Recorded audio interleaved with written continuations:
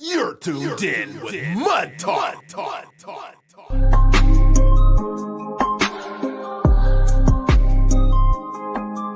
Grown and sexy, but clean sometimes. That's what's up. We didn't say it was a family show, so there's that. Wait, are we with that? Well, this or that? Are we? I don't know. We all over the place.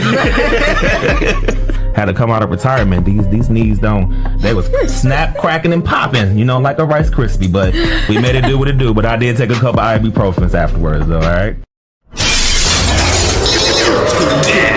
Mud Talk with Big T, Shay, and Miss Amy. Can you count, suckers? Get busy, y'all. Can you dig it? Can you dig it? Can you dig it?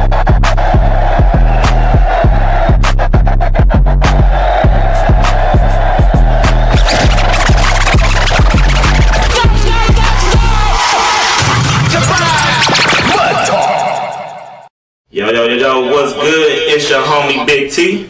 And I'm Shay Renee. And I'm Miss Amy. And you're listening to the only podcast that brings you latest in music, news, and fashion, and the only show that keeps your ears to the streets. While you grind in the 419. It is another edition of Mud Talk. We are back in the building.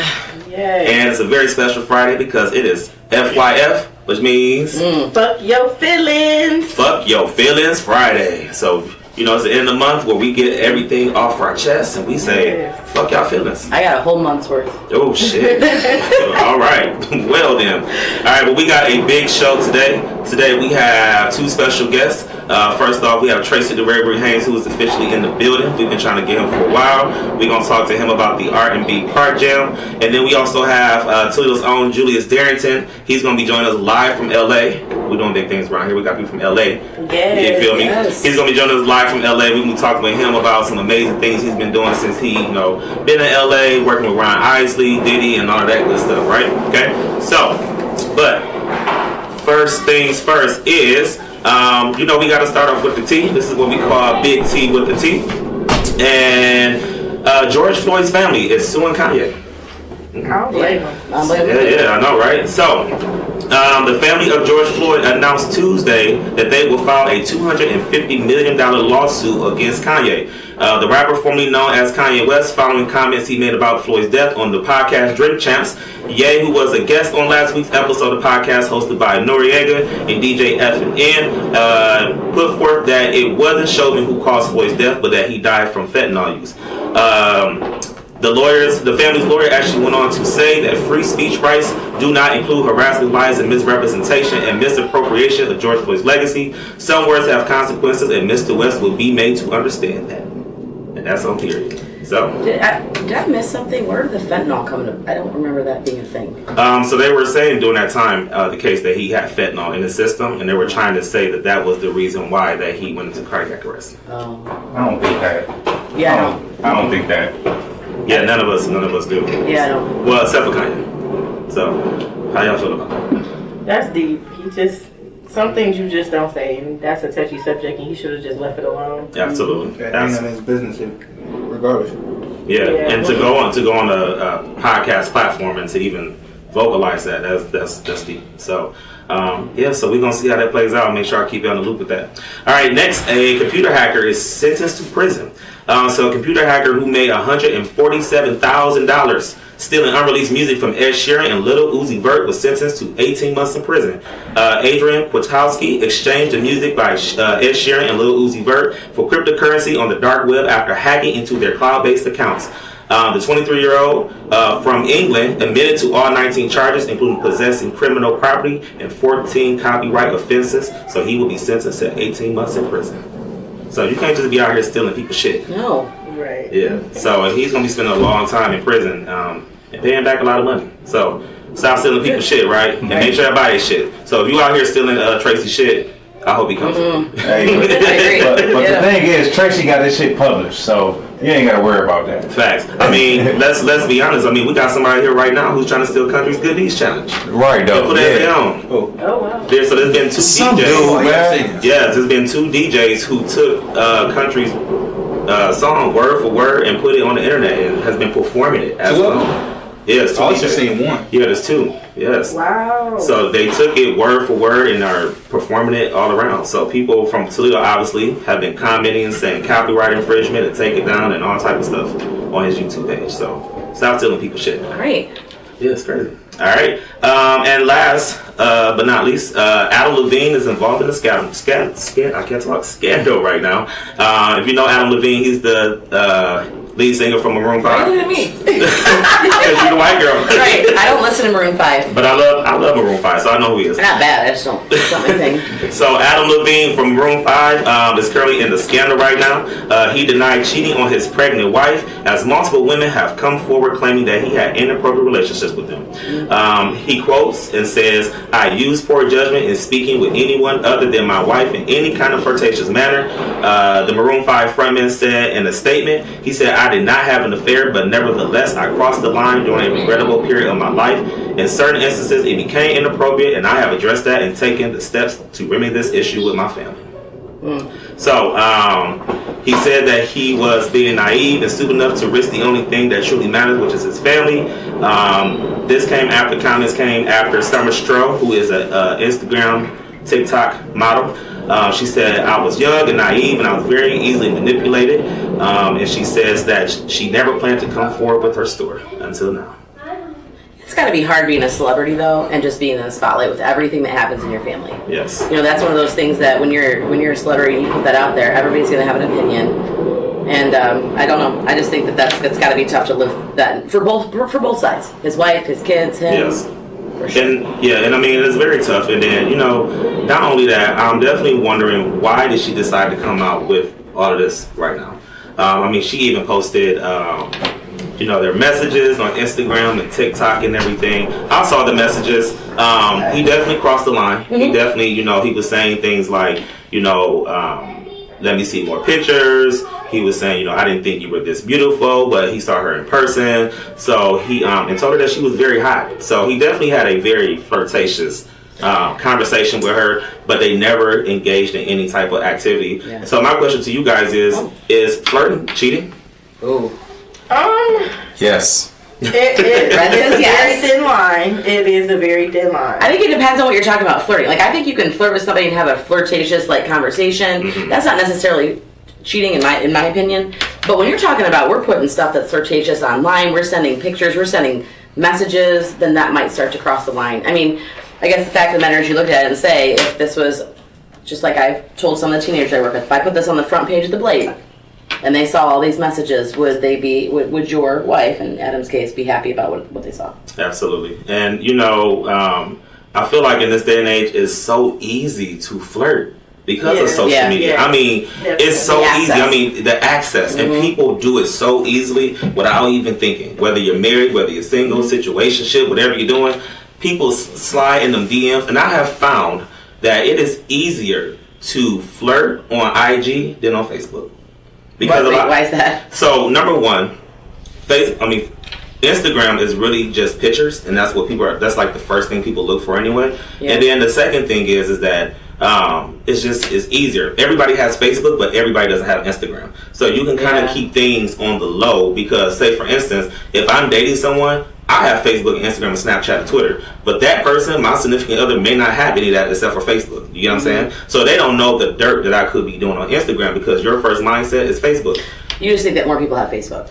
Yes. Both of them have invisible mode too. So. They do, definitely. Yeah. But people's first mindset when they think of social media, the first thing you say is, "What's your Facebook?" Yeah. You know what I'm saying? But a lot of people don't say, "What's your Instagram?" Too. Wait a minute. Because I'm older than you, and I'm like, "What's your Snap?" It's not what's your Facebook and what's your Instagram. People always ask like, "Oh, are you on Facebook or are you on Snapchat?" But they never say, "What's your Instagram?" I've never had anybody ask me what my IG is. See, that's funny because anytime I've ever been out anywhere and see people talk to each other, they're always like, "What's your IG?" Yeah, I do too. Yeah.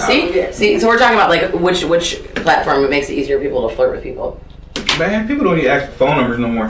No, they don't. No, it's what's your Snapchat? Yeah, what's your Snap? What's your Messenger? What's your IG? Yeah. And if you're really young, what's your TikTok? I guess. I say Snapchat is the easiest because the messages disappear on their own. So. Yeah. Well. Like it's okay to flirt, but when you start to do it more than what it becomes more than flirting. So Yeah. I feel like it was that episode 1 of what not to do and sliding into someone's DMs. Season 2 episode, was it 1? Just watch them all. It was Episode one 1, 2, 3. It was one of them, but stop sliding people's DMs, okay? So, Right. well, that was Big T with the T, and you know if I was got the T, I'm going to spill it here first right here on Mother Talk. So, all right. So, we got our big homie Tracy in the building. Tracy the Rarebreed Haynes finally in the building. He was supposed to be here a while back, but we ain't going to hold it to your heart, okay? But we got Tracy the Rarebreed Haynes in the building, so what's good, sir? Hey, what's up? How you feel? Blessed. Bless. So, what is going on? What's new with you? Man, I'm just chilling for real. This is the chill part of my life, Mm-hmm. and I'm enjoying it. That's what's up. That's what's up. Yeah. So, we've been showing your video here quite some time called Butterflies. Mm-hmm. So, how did that whole process go? What you mean? So, as far as like making the video, the song, where did you get the concept from? I just let the music influence me. Mm-hmm. I don't question my first thought because I just got a firm belief that your first thought is the thought that God put in you. So when I listened to the beat, it was like butterflies, and I was like, okay, yeah, that's what we're gonna do. That's what's up. That's what's up. Ms. Amy, what you got for Tracy? So, my question, everyone, is you say a lot of people know, just for anybody that might not know you, because we are now a national audience, an international. Hey. Sydney, Australia, we're coming Yes. for you. Okay. Belgium, Russia, we're there. Germany. Just we out there. anybody that's there that's got a lot of money, just send us tickets, please. Right. Okay. Just tell us a little about yourself, what you do, what you're into. Oh well, I'm Tracy the Rarebreed. I'm an R&B singer. I do a lot of stuff, man. I'm a promoter, event organizer, father. I work with the MRDD and I do behavior intervention stuff. You're a busy man. Yeah. So tell me a little bit about music. So we talked about your video Butterflies. Tell us a little, like, what got you into the music industry and some of the things that you're into. Oh, my dad was a gospel singer. I kind of grew up around it in the church, and it just was my thing. I had to find my thing, and music was it. Did you start with gospel? Yeah. Until I was like 14, 15 years old. That's all I knew. So what do you do now? R&B.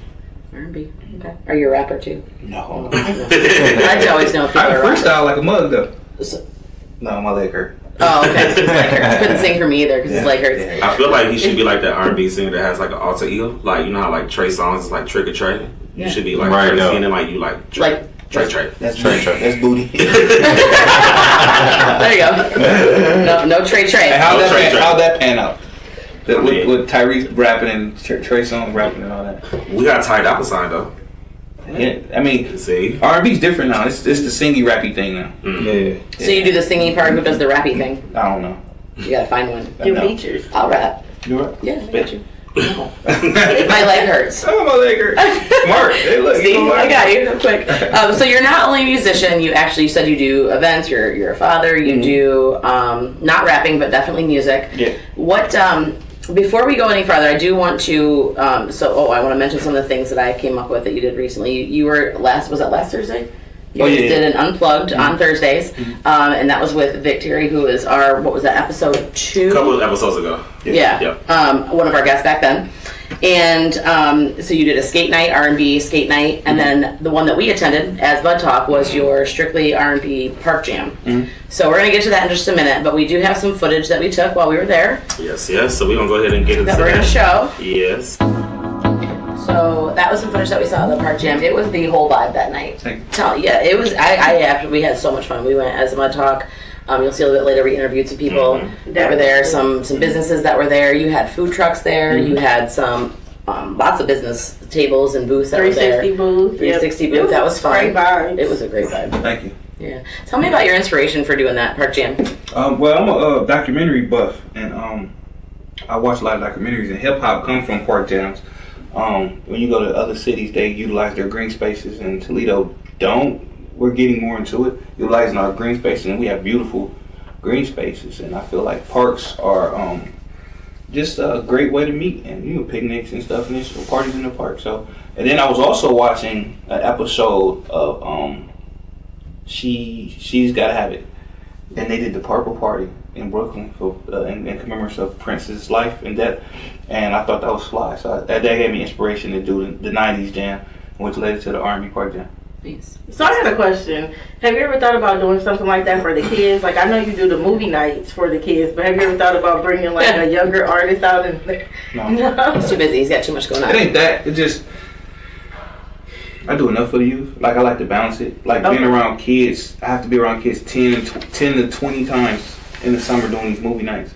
So and I feel like it's just not a lot of cool variety for adults to do. It's a lot of cool variety for kids to do. And I liked it too because there were, I mean, you were serious when they said no kids, and it was an adult vibe. Yeah. People came up, they dressed up. I mean, it was nice to not have to. I work with kids too. Yeah. I'm there with them all day. I want to be out, and I don't want to have to address and deal with kids when I'm out too. So I like you that had part of people it, too. bringing picnic tables out. You did. It was a whole front lawn, a whole patio set. I thought I was in her backyard. I'm gonna start traveling like that. Hot dog, auntie. Like, But listen, sometimes you need them breaks, man, from working with kids, Yeah. man. And then like everybody always don't want to do the club bar thing all the time. So you know, Right. you're trying to create new stuff. and it was BYOB. Well, yeah, I'm not. Sit classy. I don't know nothing about no alcohol. There was no alcohol there at all. And there was no. It was. You gotta relax, man. You ain't relaxing. I thought it was dope that it was, so many people there and it was no problems, like no Yeah, issues. that was my favorite part. And The so power this of positive energy. Absolutely, and this is what I kind of thought about. I thought it was crazy that we get the whole city together outside and kick it with just like thousands of people, and then we go to the club, and then you want to tear up the club with just 75 people. And I was just like, See, R&B is a different frequency. Right. That's why I rock with R&B music, and that's why most of the stuff we have is pretty much geared upon R&B. So everybody's just on another mind frame. You really play it for real. I mean, you can't beat nobody ass to Joe. Yes, you can. So, I mean, I would hope I not. synced it. I synced it. I want to know what you was doing with my woman. Yeah.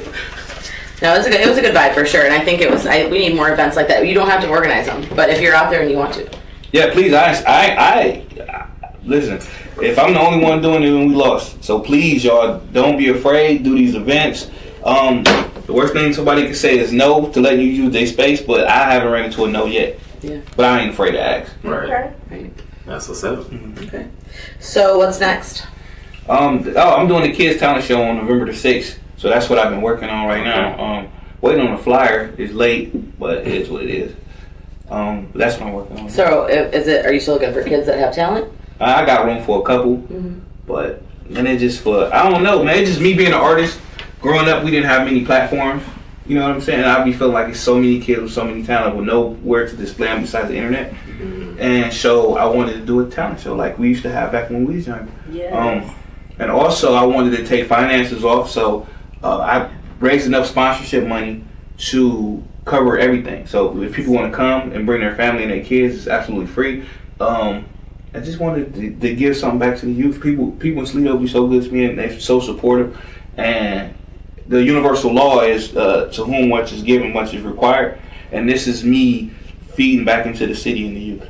That's cool. So when is the talent show? On November 6th at the Mommy Indoor Theater. Doors open at 3. BCAN is going to be broadcasting live. Or they're going to be video filming. Eric Chase from Q105 is going to be hosting. DJ Knott's going to be DJing. I'm talking about we have some phenomenal talent. So. Show didn't ask me to talk. Y'all, Right. I need to move the room, but sometimes y'all gotta excuse me. Sometimes. No shade. We appreciate you and all the opportunity you gave We us. might in just that come as park out there. spectators, just not You know, just I'm bringing up. spectators. It's absolutely free, man. That'd be nice to have for the kids to see like a crowd full of people to support them. That was on cue right there. That was perfect. That was on cue for the kids. We have hilarious. Okay, give me 1 second. Give me 1 second. Almost done. 1 second, Trent. Or 1 second, Trent. Hilarious. So, quick question. We were talking about mental health, and you just stated that you do a lot for the community. What's a way that you decompress from it all? I don't know yet, but it's coming because I'm kind of worn out, to be honest with you. Like even dealing with MRDD, they'll weigh down on you, and then dealing with a lot of people that work for us, they clients too. So you gotta think for them too. Like, oh, come on now, and and I'm getting to that point where I need at least a weekend, but. I mean, it's just hard for me right now because I got birthdays and Christmas and everybody leaning on me.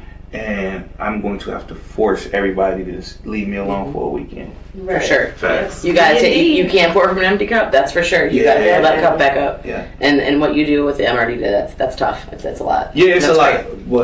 But it's fulfilling. Mm-hmm. Yeah, it's fulfilling. Yeah. That's what's up. All right. So I was promised that I would ask you some fun ones real quick. So, yeah. What's your zodiac sign?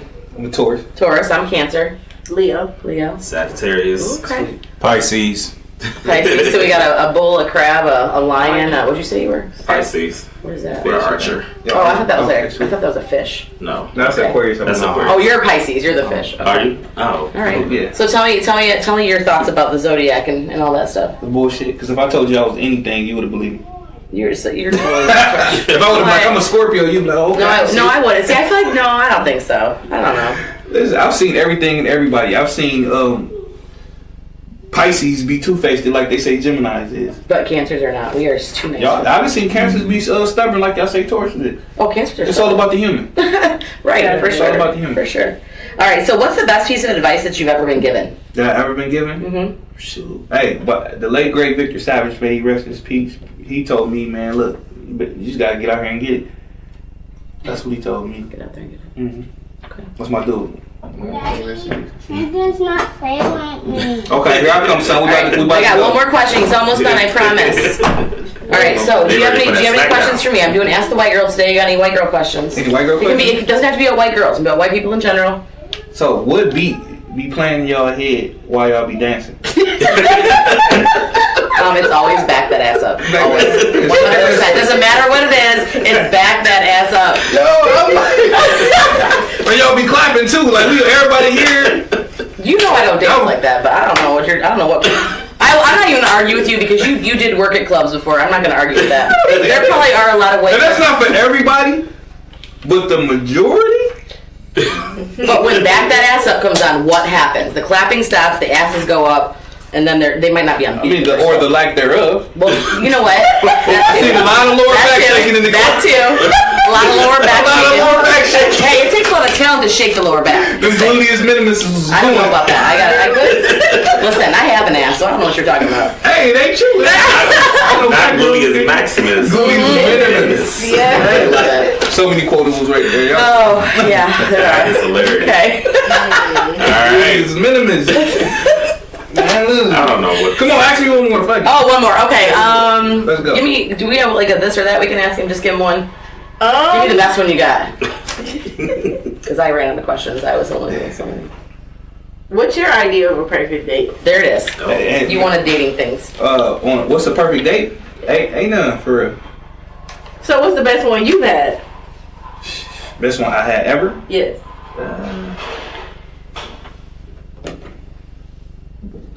I don't know. I got flued out. Okay. Where'd you go? Vegas and LA. Oh. Was this like a dating or just like a sugar mama situation? No. Like a first sweet year stay. with. Yeah, sweet stay. Okay. Nice. Alright. I ain't paid for it. Dang, but I was cheating, so that will come. Yeah, that's stupid shit. So it wasn't even your significant other, it was somebody else. Tell yourself that. Okay then, you played the fifth. That's okay. Feels. All right. Well, we appreciate Tracy for stopping by. Tracy Rarebreed Haynes. Finally, thank you for blessing us with your presence, sir. On crib. Make sure you tap in with Tracy. Go stream his music on all digital platforms. Butterflies is out right now. He about to go enjoy some WWE SmackDown with his kids. But in the meantime, in between time, we have some more footage actually from the Park Jam. We actually got the chance to talk to one of the vendors from the Park Jam, Miss Naima with Stacks on Deck. And yeah, we're going to check this out real quick, so get into it.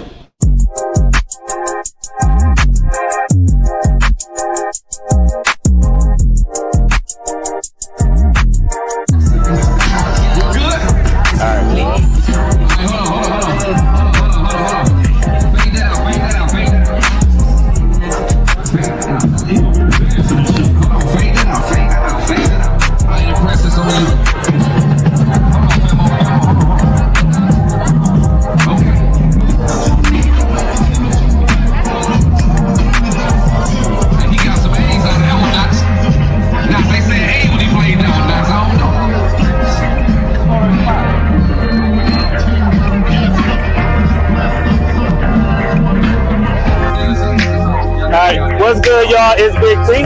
And I'm Shay Renee. And we are still here at the Strictly R&B Park Jam. We are here with Ms. Naima with Stacks on Deck Accessories. That's Stacks on Deck Accessories.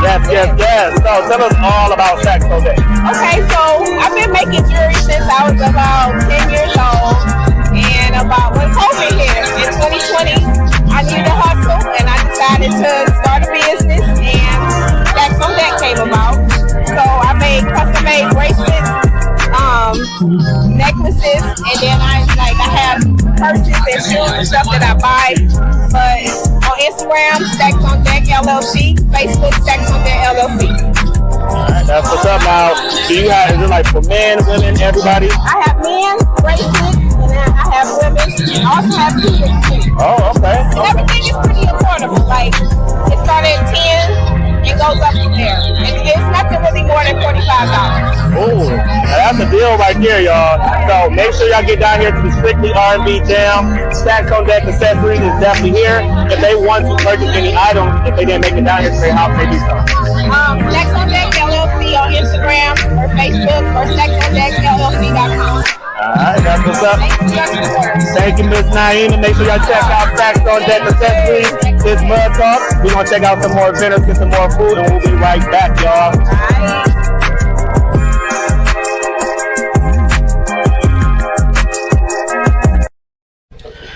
Alright, so that was exclusive footage from the R&B Park Jam with Miss Naima from Stacks on Deck Accessories. Make sure you get into it. Stacks on Deck Accessories LLC, right? Stacks on Deck LLC.com. Yeah. There we go. It was in the description below, y'all. Alright, and before we get into it, Miss Shay with the shits, we want to say, first of all, there's another event coming up. The Space is presenting a citywide Halloween party that's taking place on October 30th.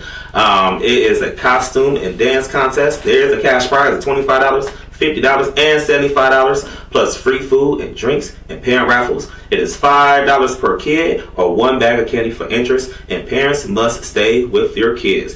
We also want to shout out Big Meals on Wheels, Miss Mary's House, the Impact Program, McDonald's, Many Faces Podcast Studios, and a host of other sponsors who have sponsored this event. And Mud Talk, of course, will be streaming live from the event. So we are definitely going to be in the building. Bring everybody out. I want to see all your kids dressed up.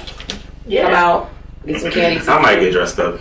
I'm gonna wear what I'm wearing to work. We are going 90s. I'm doing 90s hip hop. Oh, that's what's So I'm up. dressing up a little Queen Latifah TLC style. That's what's up. That's dope. All right. Well, of course, we always have one of our favorite segments. It's Miss Shay with the shits. And what are we talking about today? Oh, so today we're talking about potential versus possibility. So when it comes to dating, like, we always look for the potential in someone. And so I'm just getting into the depth of that. So potential is having or showing the capacity to become or develop into something in the future. Whereas possibility is a thing that may or may not be the case. So to me, potential is being capable, whereas possibility is a chance that it may or may not happen. And I do feel like they tie in together. When you look at potential of a person, they may or may not become who or what you want them to become. So there's either way. So there's a 50-50 chance that somebody may possibly become who, what you want them to be. So you just have to use your discrepancy, and I say either way, don't look too much into situations. Take it for what it is and not face value. My biggest piece of advice today is stop wasting your prime years on toxic people who are comfortable being complacent and getting by doing the bare minimum. Always strive to be the best version of yourself, Absolutely.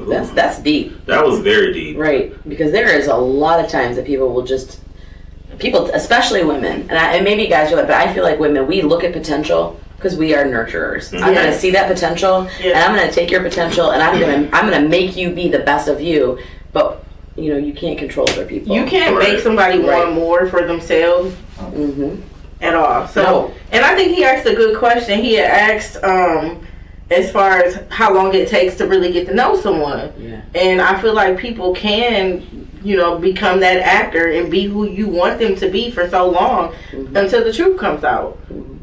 That was like we were That talking could be about a scary, before. dangerous situation. Right. So, I've always been told you got to see the seasons of people, and that includes you need to see somebody in their best day, you need to see somebody at their worst day, you need to see somebody in crisis and a tragedy, and that may not come in a year, 6 months, it might come all at once, it might come in 5 years. Right. Because I truly believe that the true person will be revealed when you have your worst day and your crisis and your tragedies. right. And then you start to see the true person, because you can't act your way through all of that. No. But you definitely need to see those things. And a lot of people can't handle the pressure, so they show them, their truth. Yeah, for sure. All right. Well, of course, we appreciate you always for that dope advice that you gave us, Miss Shay. And like we said, bring your best version of you to somebody. Right. Don't bring me the bullshit that you gave somebody else. If you step into me, you better bring the best version of you. And if that's not the best version of you, please go do your healing and come back when you're ready. And you are not going to you cannot look at potential. You have to look at who that person is. Not at all. All right. Well, we have a very, very, very special interview today. We have Mr. Julius Darrington in the building. He is Toledo's own. He is an executive producer. He's an A&R director. And, of course, like we said, he is from Toledo. So what is good, Mr. Darrington? How you guys doing, man? I'm blessed. Very blessed. Highly blessed. Can we hear him? Hold on 1 second. I think we heard it. All right. Can you hear us now? Yes, I can hear you. Can you hear me? Yes. All right. So you are from the Toledo area. So how did you even get started into the music business? Yeah, I'm from Toledo. Proud from Toledo, from West Toledo. Actually, how I got into the music business, my parents were heavy in the music business, as far as on the gospel world. My mom had a group called the Prodigals back in the 80s. And they were a known regional gospel group, and they toured with Winans and the Commission, some of the famous gospel artists, and that's how we got introduced to music. How I got introduced to music. Hey, that's what's up. That's what's up. I keep hearing gospel as a trend. Yes. Yeah. Yes. Yeah. That's the foundation. That's the foundation. Yeah. Absolutely. Now, how did you get into your position as an A&R director? Well, I just jumped out, first I started with my own music. I started back in the early 2000s, releasing my own music, doing R&B, and learning the business part of it, and doing a lot of my own administration. And then over the years, I got better and better with that. And I started my own label in Toledo about 14 years ago called Audio Dream Records, and I put out some local artists, an artist named Feliso Faye, an artist named Yvonne Kidan, an artist named Monique Tache, some local talent I was cultivating, and it inspired me to see some good results. And I jumped out the window and moved to LA and landed a position with DJ Wayne Williams, Senior Vice President of A&R at RCA Records. And I became an A&R up under him at RCA. Okay. How was that, taking that leap of faith moving to LA? Oh man, it was exciting, because I didn't have no plan. I didn't have no structure. I just had my instincts told me it was time to go. My instincts told me it was time to branch out. And I just took a leap of faith and did it. And I grinded it out. I came out here, pretty much with nothing but a dream and the money in my pocket, right? So I landed that position, and that put me in the industry on a higher level immediately. And I began to cultivate different relationships and work with different artists, sign to the label, and it helped me build my brand. But it was a journey, and it was challenging, but it was very exciting. I will say that. I was just going to say, I'm glad that when you said you wanted to branch out, that you did. Because I think a lot of people say, I want to go, I want to do this, I want to get out of Toledo, I want to branch out, and then they just never do. So the fact that you took that faith and took that leap of faith and did it, I think that's really impressive. Absolutely. I appreciate that. Now, you are an A&R director. What exactly is an A&R director for people who are not in the music industry? Well, I branched out from A&R, but people know me for being an A&R. But an A&R stands for Artist and Repertoire. So what an A&R does at a record company is And we are the liaison between the artist and the record label, and we are the point guards behind an album getting created. You know, we make sure the artists working with the right producers, working with the right writers, working with the right engineers, working at the right studios, and whatever the creative direction is for the album, we are the ones that make sure that comes to light. So if it's a blues album, we got to call all the blues producers, all the blues musicians. We got to find the blues engineers. We got to find the right studio that does that type of music. We got to help with the brand, you know. So it's a lot of different duties with A&R, you know, but at the same time, it's really the point guard behind the creative process of creating an album, you know. Okay. That's A&R. All right, that's what's up. Now, being that you are from Toledo, what are some of the obstacles that you had to overcome coming from a smaller city like Toledo? Well, when I was in Toledo, you know, I had a lot of relationships because I was from Toledo. And, you know, when I moved to LA, nobody knew me. You know what I'm saying? So I had to prove myself all over again. I had to prove that I had a musical ear. I had to prove that I had work ethic. I had to prove that I had character all over again because I was a stranger, you know. So that was a major obstacle to basically start over, right? And grind from the ground up, you know, versus having the comfort of home, the comfort of people knowing you, the comfort of sometimes going out and grabbing a bite to eat with somebody, you know what I mean? I sacrificed that, you know, to build new relationships, you know. Okay. And that was the first challenge. So who is your favorite artist you've discovered and worked with? I've discovered? When you say discovered, what do you mean? You mean like that I introduced to the world? Yes, yeah. My favorite, I don't have a favorite. You know, you know, I don't have a favorite. Okay. So we know that you work with some amazing, great people, such as R. Kelly, the Isley Brothers, Ron Isley, and Diddy. How was it working with those legends? Man, just, you know, just very, very much a learning curve for me because, you know, there's one thing to see these people on TV and hear about them and see all the success. But when you get close to them and you really see the process and you get involved with the process, you see it's a whole nother level of work. You know, it's like if you're a basketball player and you meet Michael Jordan or Kobe Bryant. You know what I mean? It's like, okay, you see him on TV, but when you see it up close and personal, you see the magic behind it. It's just a uncanny work ethic. You know, right. And that's one thing I you know, all the artists on that level I've seen. It's a work ethic and a drive that's unbelievable. You know what I mean? It's not normal. It's kind of psychotic. You know what I mean? But it's inspiring as well for somebody like me to see that and to try to adopt that. You know, so that's my take on it. You know. Right, that's what's up. Now, being that you were connected to R. Kelly, you got to work with him. Did you feel any pressure or backlash as his A&R director? Absolutely. You know, absolutely. You know, but I will say, you know, when I had the chance to meet him when I was working with RCA, people know me growing up that in R&B, if you my age, I'm 40. If you my age, the king of R&B was R. Kelly, right? So if you talking R&B, you talking R. Kelly. So me working with him wasn't something that I just took lightly or something that I just took in passing. It was the ultimate dream, you know. So the backlash, you know, it came with it, you know what I mean? But at the same time, I don't regret working with him. I don't regret building a brotherhood relationship with him and closeness with him.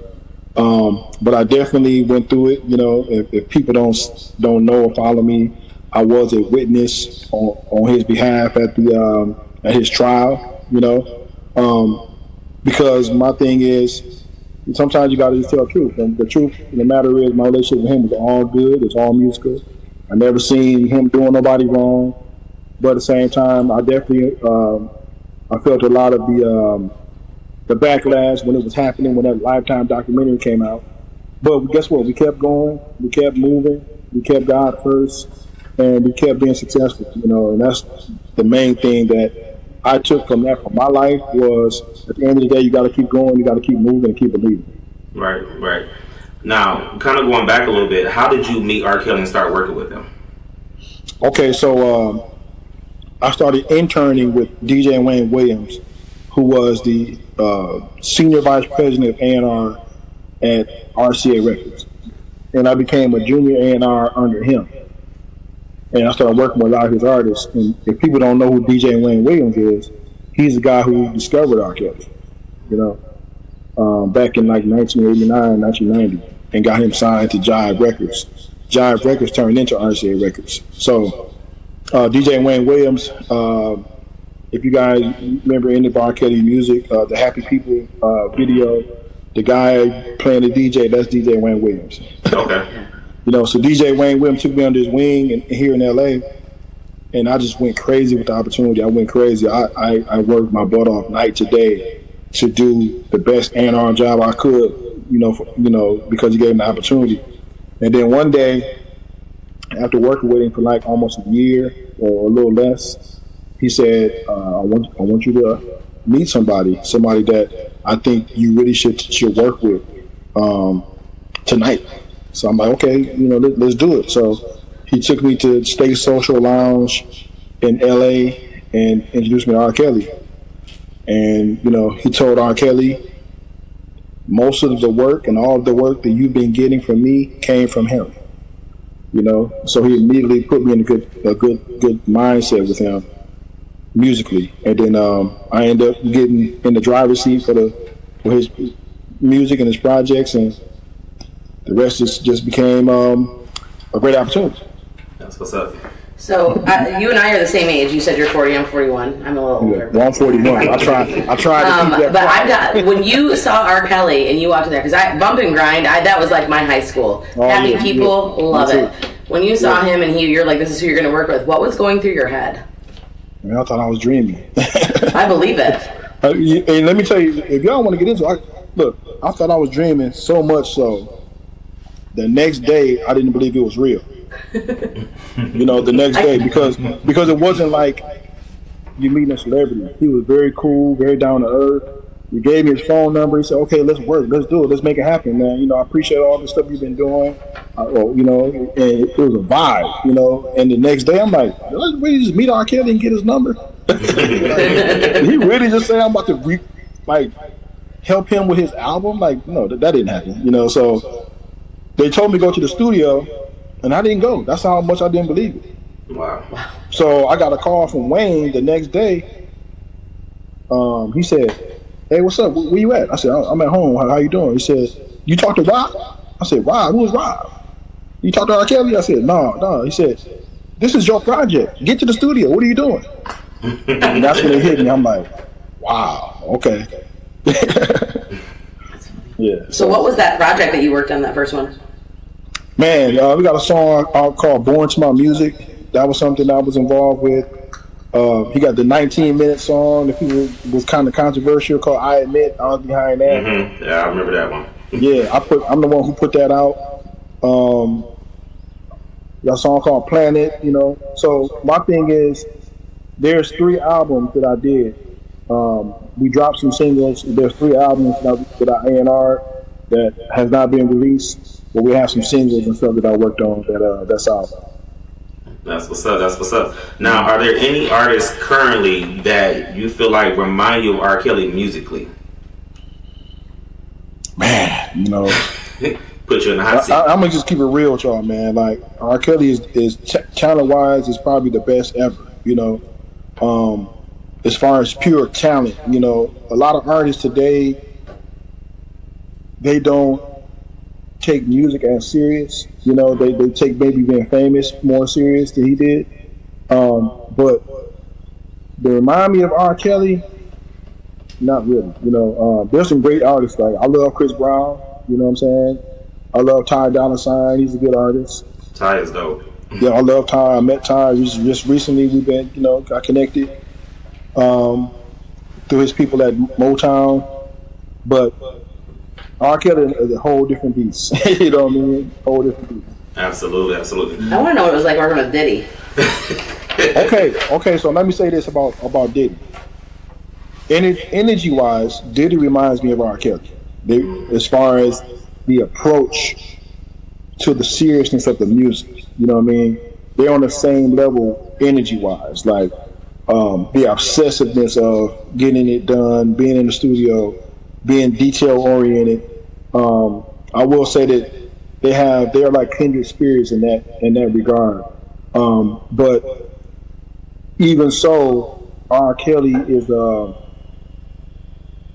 I'm not trying to compare Puff with R. Kelly. You can't compare the two. R. Kelly is a little even more obsessed with music because he don't do nothing else.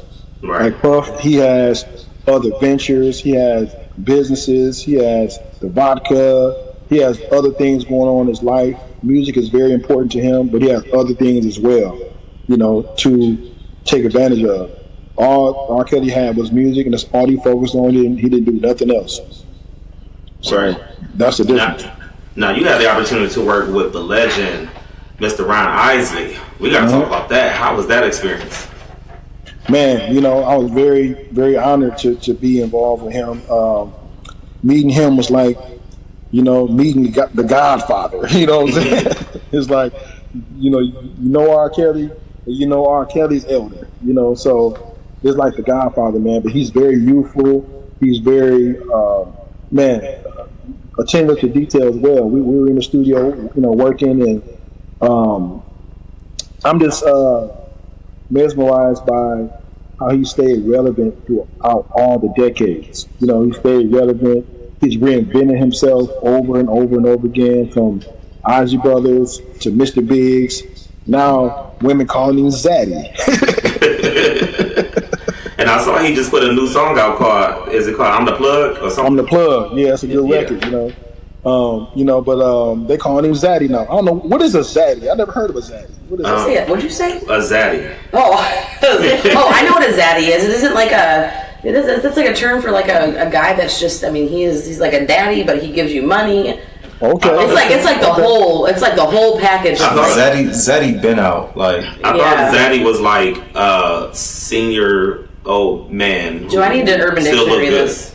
This is how you know we're all aging ourselves. Zaddy came from the younger generation. Right. Well, that's what the women calling him today. They calling him Zaddy. They on Instagram. Would you say people call you Zaddy? No, they call him. They call Mr. Biggs. I do Zaddy. You haven't reached that Zaddy status yet. You're getting there though, right? No, I ain't getting there. I ain't up there yet.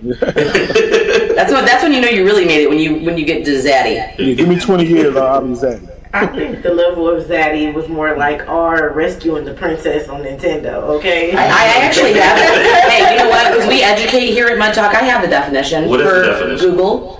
A sexually attractive man, especially an older one who is fashionable or charismatic. That is Zaddy. Oh, that's Ron Isley then, huh? Ron Isley is a Zaddy. Mr. Big for you. There it is. Mr. Big.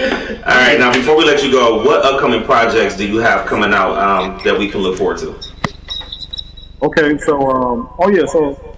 I manage a very talented artist named King Los, hip hop artist, and we've worked on Puff's new album, and there's multiple records on Puff album that Los is involved with, that I'm involved with because of Los.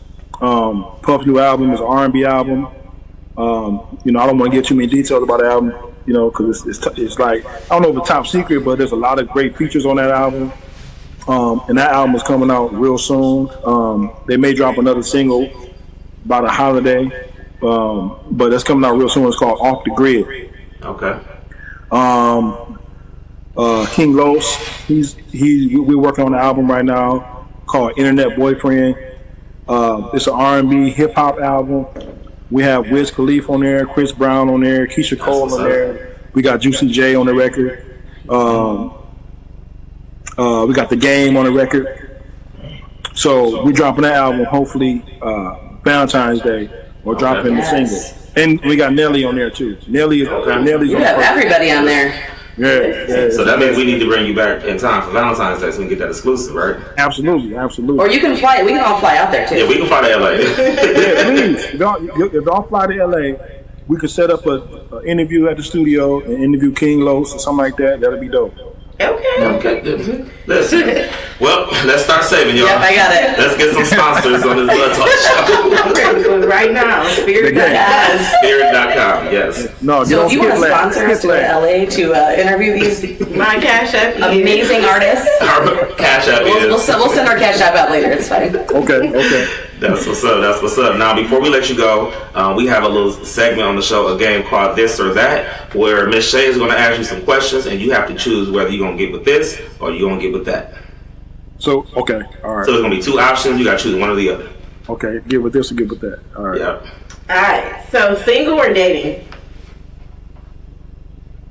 Neither one. Well. Wow. Okay, salty or sweet snacks? Sweet. Beach or park? Park. Drinking games or video games? Video games. Hip hop or R&B? R&B. Keisha Cole or Ashanti? Keisha Cole. Keisha Cole. Oh, yes, okay. I don't know. Pumpkin or sweet potato pie? Pumpkin. Don't they taste the same? I've never had pumpkin. It's a little bit of flavor, you know. Yeah. You said there's no flavor? Is that what you just said? Well, he said No, it's a pumpkin. little different flavor to it. Yeah, they're different flavors. Okay, yeah, I don't do either one. We're going to talk about that in a minute in the Ask the White Girl situation. Oh, yeah. Well, that's all I have for you. So thank you for coming out with us. Absolutely. Now, before you go, we have a segment called Ask the White Girl. If you could ask our favorite white girl, Miss Amy, any question about white people, Then I don't judge. I don't get offended. what question would you ask her? I ain't never heard no crap like that.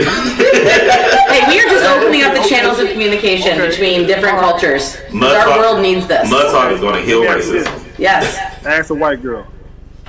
Why do y'all like black men so much? Ooh. I mean, what's there not to like about black men? Let's be real. That's my answer. That's it. There you go. All right, well, Mr. Julius Darrington, we appreciate you for being on the show. We definitely going to try to make LA happen. You know, we got to get out there. Yeah. Definitely. Yeah. Send us some dates. Yeah, and I appreciate y'all having me, man. You know, said 419 is what it is. Toledo is what it is. West Side Toledo, Ottawa Drive, Auburn Street. Shout out to y'all. Y'all know what it is, man. I came out here. I'm trying to pave the way and inspire everybody that you can chase your dreams and keep your dreams first and keep God first. That's what's up. Thank you, Mr. Darrington. We're going to hit you up later. We'll see you in LA soon, sir. Yes, sir. All right. Good one. Thank you. Yes, that was dope.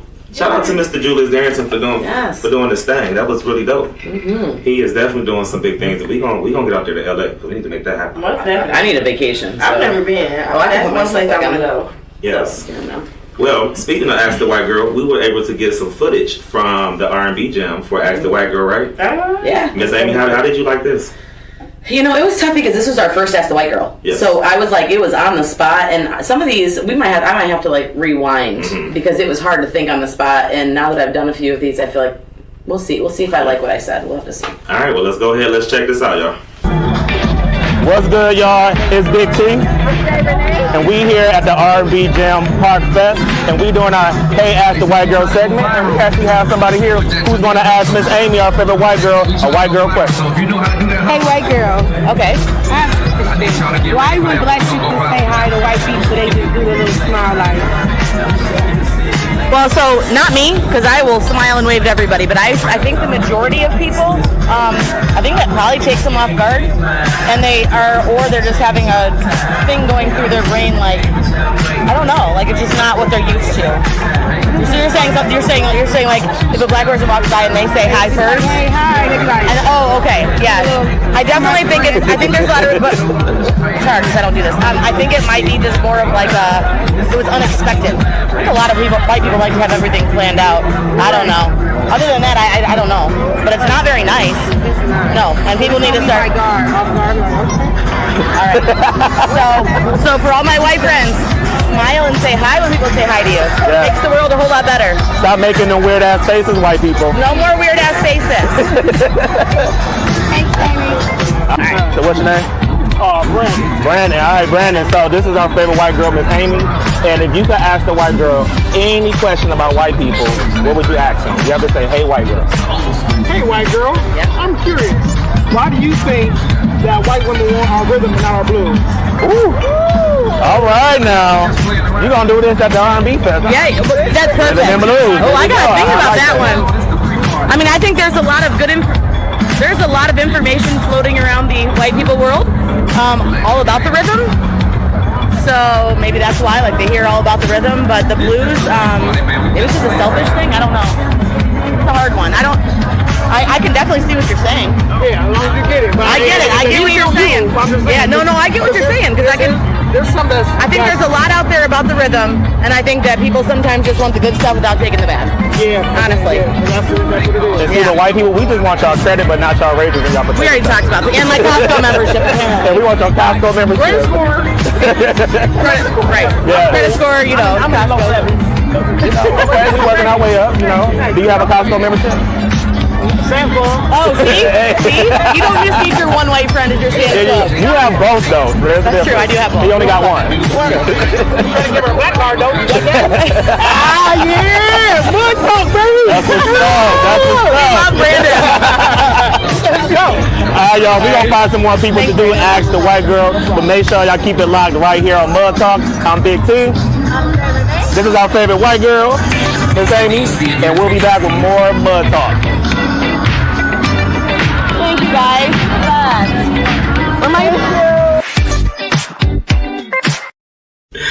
All right, y'all. So that was just a couple questions from the Strictly R&B Jam for Ask the White Girl. Man, you handled that last question very well about. You know, it was tough, but you know what? I'm not going to take the first answer. I agree with. Like, please, white people, just be nicer. Like, you don't have to look at people weird. Just smile, wave, say hi. Yes. But the rhythm and blues one did kind of throw me for a minute because I was like, but I'm going to stand up to that because I think there is a lot. Like I said, answering Julius's question, why do white women love black men so much? What's there not to love? And because there's a lot of information out there that there's a lot of good rhythm and. Yeah.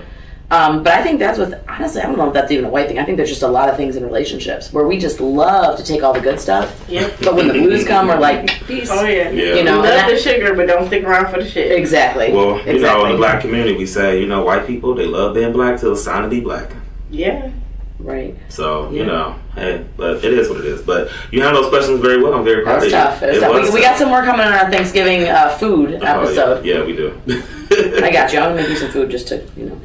Well, we do have a couple more white girl questions. So are you ready? Yeah. So, hey. This one is we got another video, right? We did have a video, but it didn't work. Yeah, it didn't work. But it's all right. We got you. So, hey, white girl, why are your forces so dirty? And this is coming from my very favorite. I can shout him out. This is a video. This is from my very, very favorite bouncer at JMO's. His name is Chris. So, Chris, if you're watching, shout out to you. So here's the thing. Honestly, like a true story. I don't know what it is about white people. How shoe care was not something I was raised with.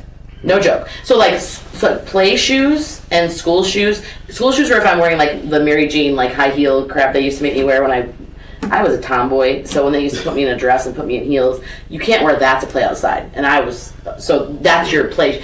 There was never like a take care of your shoes. I didn't even know what creases were until I had a child who was a teenager who got Jordans. He's like, I can't crease my J's. And I was like, what? I don't know what you're saying right now. And then he got some soul sauce to make his soles not yellow. I was like, stop it. What are you telling me? So it's just not something that I'm raised with. It's not something you're raised with. I actually don't own a pair of forces, but if there's any zaddies out there who want to put me a pair of forces, we could do an experiment. Please give me. I'll take the forces first. We'll work on LA, but we can do an experiment, right? Like, give me some forces. We'll see if I can keep clean. Right. Not wear no forces in Toledo. Listen, I'm trying to. You gotta finesse the zaddies. Come on. These are some old-fashioned little people. Seeing Amy in a pair of forces or Jordans, that's an experiment in itself. You know what? Don't you worry about this because I think you might be surprised at how I actually could be with my life. Can we make that a segment? Yeah, somebody give me some forces. Where's my shoe people? Give me some. We should sponsor Amy. I don't even care if they're real. Like I don't know. How am I gonna know? We'll know. You might. That's fine. This is what I'm saying. They real or not? That's fine. It doesn't matter because I'm white and it'll be fine, right? Like they won't know that she's got fake forces. It's all good. For you. You know what? We all laugh at the white girl and move on. But I got new shoes. Just saying. And then you're gonna be in LA, right? Not with fake forces. I'm not going to do fake forces in LA. I'm better than that. Julius would not appreciate I will buy my own forces, like real ones, if we end up there. You know, because I can't be going in front of these rappers. She's gonna be in her dress with forces at the time. You better watch out. So the long story short is that's shoe care, like that's not our thing. Like it's not. I mean, it was never a thing that I was raised with. Yeah. Okay. But I'm willing to try. Right. Give me some forces. All right, we got another Ask the White Girl Last question. one, yep. All right. Hey, white girl. Why do white girls love fall and pumpkin spice everything so much? Oh gosh. So, I hate pumpkin anything. I know I don't fall in one of these categories. But here's what I think it is. You know how when you are with people and you don't want to be out of the ordinary. I just think it's a straight up trend. Like it's a white girl trend. Like everybody's like, oh, she's cute in her little flannel and her hat. I mean, I look good in a hat. I'm not gonna lie, but I'm not, in my little pumpkin spice. And you see it all over the internet. I think it's just something that like white girls see other white girls doing, so they want to do it. Come on, pumpkin spice is nasty. You see them with their Starbucks cup, their hoodie. That's what I'm saying. Like that's a trend. Their Uggs. It's almost like a full outfit. Yes. Like that's my trend. Don't get me wrong. I do have boots. I will wear them. Don't judge me if you see me with my boots and my leggings and my flannel. Don't you judge me. Yeah, but at least it's not shorts. It'll be whatever, and there will not be pumpkin spice in my cup. But I think that's a trend. I think pumpkin spice is disgusting, and I think that when they say they like it, you're wrong. You're lying. Nobody likes that. You're just doing it because you feel like you want to be that white girl with the hat and the flannel and the pumpkin spice. I do think it's genuinely a trend. It is. It's a fall thing. It's a white girl trend. Right. That's why it's asked the white girl. So white girl things.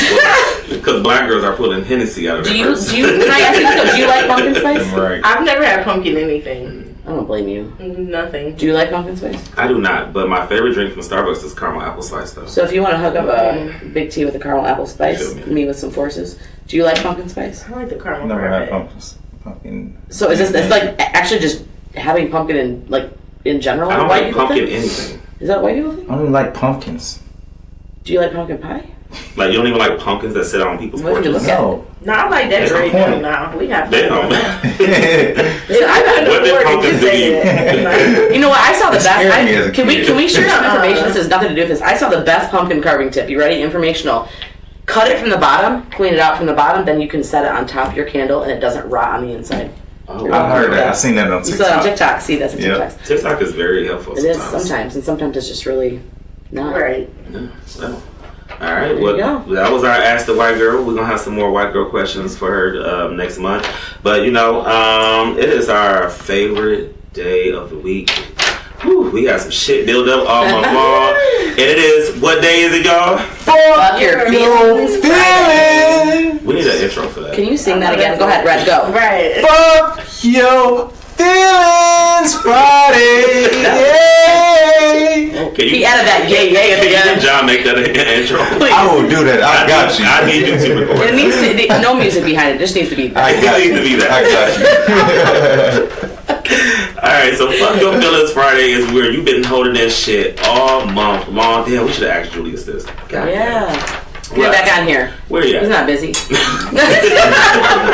You were very busy. Julius, we love you. I know you're working with people much more important than us here. He's working with Nelly and Ron Isley. Oh, see, I should ask him. I have all the. We got to interview him again because I have all the questions about. But it's gonna be from LA though. Yeah, exactly. Because Zaddy. Yeah. So this is Fuck Your Feelings Friday, where we've been holding this shit all month long, and we just have to get it off our chest. I'm gonna go first. Okay. Gotta get it out. Okay. So, I had a situation. I'm not going to specify. Okay. That happened in my classroom. Okay. And a student called one of my other students who, identifies as what they choose to identify as. He called him the F word. And y'all know what word I'm talking about. And I just want to say, fuck all the people who don't teach their kids to accept people as they are. It is 2022, and I really, really hate when people instill shitty ass values into their kids. And one of the things that I pride myself on as a father when it came to my son was diversity. And I even talk about this at the program. We just had this discussion. Respect people and they will respect you. And we have to understand that diversity is very, very important, because you don't know. Your supervisor could be, straight, gay, lesbian, whatever you identify as, and that could be the person that gives you the promotion to where you're trying to go. And here you are, you don't even like this person because of what they choose to do.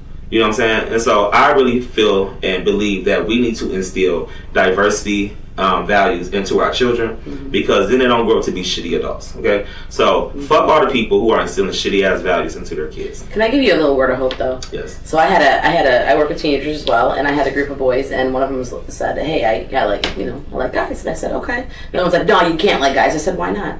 And another one looked at me and said, "You know what? You let him do what he wants to do and love who he loves." And I was like, "Thank you, bless you.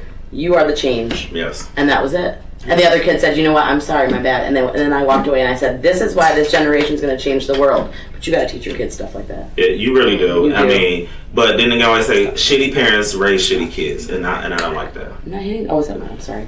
I'm getting yelled at because I'm hitting the mic with my boob. My bad. Sometimes they stick out. And your boobs out. have been a problem for the last couple weeks. Yeah, they broke a freaking stool. Yeah, they did. Now I'm hitting the mics and stuff. So yeah, that is my fuck your feelings Friday vent there. Shitty people raise shitty kids, and I don't like that. So instill good values into your kids. Stop teaching them to be, homophobic, racist, xenophobic, whatever the case may be. Stop fucking doing that shit, okay? Let them, I'm a firm believer of let your kids learn who they are and don't try to project yourself into them. Because I hate that. I'm not a fan of that, okay? So that's it for now. All right. Speaking of shitty people, there we go. Goes to people who do hit and runs. Like, oh my god. Oh my gosh. Fuck your fucking feelings. Apparently they said fuck your car too. Yeah. And then when I lied to the insurance, luckily I got your plate, boo. So. You got luckier than I did because my princess, that is my car, she is a princess, got a hit and run, took off, and the police refused to look at the video. I still don't know who did it, but if I ever see that person, because I know what they look like, we are going to have words. Couldn't find them. I had to pay for that whole thing myself. See, yeah. Completely hit and run. And she was serious. She said, we're going to have words. Oh, and that's my nice way to say I'm a lover and I'm a fighter, you know that. Yeah. I just stun my people. It's fine. I'm just kidding. Don't do that. I'm just, hard fix, and I called it. So somebody hit you did it, and I'm like, what? They said I hit them and ran, but I'm the one. I have pictures, and thank God for iPhones because they timestamp when you took the picture, so you can just slide up. And I screenshotted that, and I had it coincided with the police report, so I had all my evidence. Listen, that is a good life advice right there. You take those pictures, you get that license, you get that insurance right away. As soon as it happens, the first thing you do before you even say anything, take a picture of the license plate. Absolutely. Because what she did was she turned around. I turned around to follow her, snapped the picture. I asked her, was she okay? She said, oh, let's pull over. And then to exchange information, we pulled over. And then she took off as soon as I stepped out the car. So wow. I took more pictures, so... Yeah. What is that noise? That is red. What was Giving that? us the womp womp. Oh, all I heard was the back end of it. I was like, what is that? You know what, though? I tried to get a picture of mine, and they had blackout plates. So as soon as I snapped that picture, it blacked out the whole picture. Wow. Oh, wow. And it was snowing, and my car was fucked. Yeah. Wow. So I will find you, just FYI. I'm still looking. It's been 2 years. Fuck my princess up. Fuck with my car. That is not my fuck your feelings. I was going to say, what is your fuck your feelings, Miss Amy? You know what? Here's where I'm at. Okay, so I have to preface this with saying this. I get that everybody goes through seasons in life. I get that people have trauma. I get that people have tragedies. Shit happens, okay? I am not minimizing that.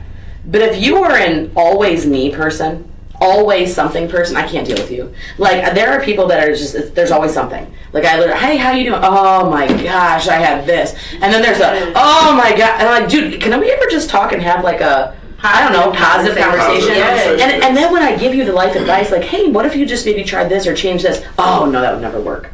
So it's not just that there's always something happening, people, because listen, let's face it, life is shit sometimes.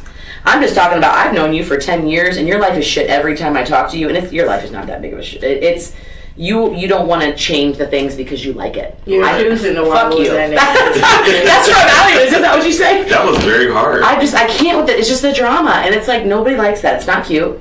It's not. It's a lot. And if you are somebody that if somebody that cares about you is your person, it becomes a lot for that person. It does. Oh yeah. It does. I'm not a big fan of people emotionally dumping. That's a lot. Yes. Like if every time we get together and you are emotionally dumping on me, like it's the always something people. There's always some, and then when it turns around, I don't want to tell you like, and maybe it's not a lot, it just might be something small. I'm sorry, it's my boob. I'm sorry. Red's giving me a dirty look. Sorry, I know it's not my boob. I don't know what's happening. I don't know where to go. If I'm trying to tell you something and then you're like, you know what, I gotta go. It's time to go. I gotta peace out. Or, oh, yeah. But anyways, last time when I was, and then there's something else that comes up, that's just too much. Yeah, like, that's a lot. I feel like if you wanted to be all about you, go see a therapist. Yes. That's their job. Yes. For Thank 60 you. minutes or more, it can be the fuck about you. All about you. And They you will can listen to emotionally you. dump on them. Yes. And they will give you tips. Right. To help you. And you have to kind of take them. Like, so these always some people that don't actually take those suggestions. Mm-hmm. I would say 95% of the time, it's you. Like, you're not changing something. You're refusing to.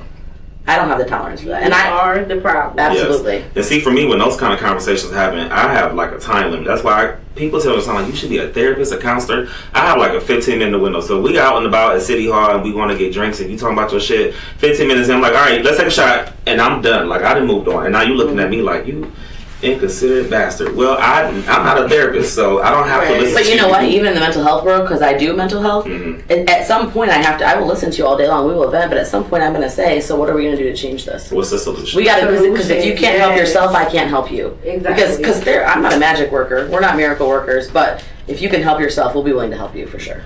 Please and thank you. Mm-hmm. So, Reg, you got one?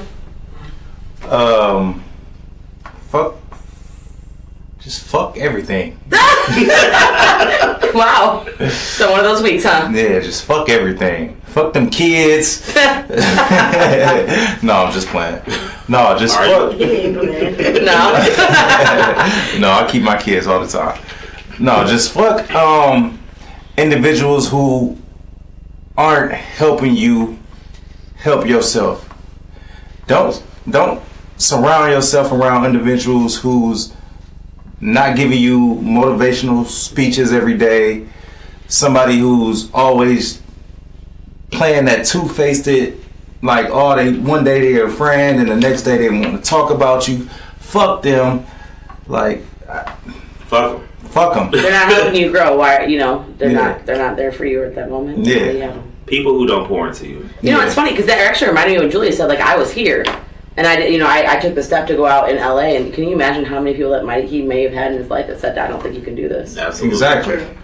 And I believe that's kind of where his record label name came from, Audio Dreams. Like, that was a dream, and he took it. So I think that's super dope. Shout out to Julius. That was very inspirational. It made me want to get my shit together and take Mud Talk to LA, goddammit. All right, yo, we going. We going, okay? So BET, watch out, because we out here. Thanks, Eddie. Force us in LA. Not dirty ones. Not the dirty ones. No, any clean ones. And not the crease fresh. ones. And not the crease No, it has to be ones. fresh. Like fresh out the box. We're going to do an experiment and see how long I can keep them fresh. That's going to be the opening of the video. She's going to be unboxing her all white horses. Who is going to sponsor this? Let's do it. We need to make that happen. Size 9.5. Let me text Julius and see if he can put some connects on. Is that women? I mean, I don't know. Nikes are. I have fat feet. Leave me alone. I wear 13. You already at a 9? You wear women's 13? No, a men's. I wear women's. It's smaller. It's like a men's 6, 5, 6. No. It's different. Fuck people that think my feet are fat. Okay? Fuck you. And that's why I fuck your feelings Friday. Not Audio Dreams, but you know what? I'm not judging your feet sizes. Hey, 9.5. you know what they say about big feet? That's like an 8 in men's. And with women? Yeah. Yeah. Like, what's it? It's not even big feet. Stop. I cannot. Childbirth. It changed me. Alright, can we get that DJ Clue Bar on this FYF Friday, please? Do better, people. Yes. Yes. Be the best version of yourself. Yes, and quit being so damn judgmental. And poor me. And stop hitting and running people's cars. Yes. Just stop. Yeah. Just stop. Can we go back to before COVID, please? Life seemed real simple. Yes. It's just in fairness, it was after COVID. I thought my car got hit before, but it was after. No, see? It was during COVID. My car been getting hit for the last 4 years. I'm over it. Shay, is this a maybe we need to change our driving situation? I'm just playing. Never my fault. Me neither. Not my fault. Listen, So it's I'm like, playing. I've totaled 6 cars. I think it's because my car is white. It's like y'all just don't even see me. I'm invisible. I thought it was a safe car. No. So ask the white car. Alright, I cannot deal with y'all anymore. Alright, we're going to wrap this thing on up. But before we do that, we got to tell you about our guests who are going to be on the show in the next episode of Mud Talk. First things first, we are honored to be invited to this event that's coming up on November 5th. Tashara B, who is a Toledo native. It is the CC 419 second annual CPR initiative, providing CPR, first aid, and AED adult certification for ages 12 and up. It is completely free. It is November 4th from 9 a.m. to 2 p.m. at Scott High School Fieldhouse. And so she's going to be on the show to talk about, the event. And it's a huge initiative to make sure that kids are CPR certified, because we know a lot of kids do babysitting and working in daycares and all that stuff. So they are making sure that kids get certified with CPR and all of that, and it's completely free. So she's going to be live in the studio, and they have to register. I might, you know what? I might bring my daughter. You guys might get to meet Miss Sassy. Yes, she is sassy as can be, but she babysits, so I feel like she needs this. Yes, so it's perfect. It's free. She'll be live in the studio, and then also we have a legend that is going to be in the building. We have Mr. Dietrich Refugee, who's going to be in the building. If you don't know who he is, he played for the Harlem Globetrotters from 1980 until 1984. He is a TPS teacher now. Retired. Well, he retired from the Harlem Globetrotters, and now he is a teacher at TPS. He's going to be live in the studio because on that show we are highlighting athletes here from the area. So I'm working on getting some athletes, coming. So if you're an athlete, or an athlete, college athlete, pro athlete. Yep, I have a couple in my circle who are interested in coming on. But yes, we have a Harlem Globetrotter legend that is going to be on the show. He might. I don't know. I always want to learn how to do that. Me too. That's what's up. So, yeah, that's who's going to be on the show in the next couple weeks. And then, and we also have, we can't forget, we got our Teen Talk kids coming on. I'm so excited. So if you watched the live audition that we did a few weeks back, we're bringing them back because they're going to have their own segment on the show. It's the first time they're going to be on the show. Yeah. It's called Teen Talk. So I'm super excited to see what they're going to be bringing to the table to talk about.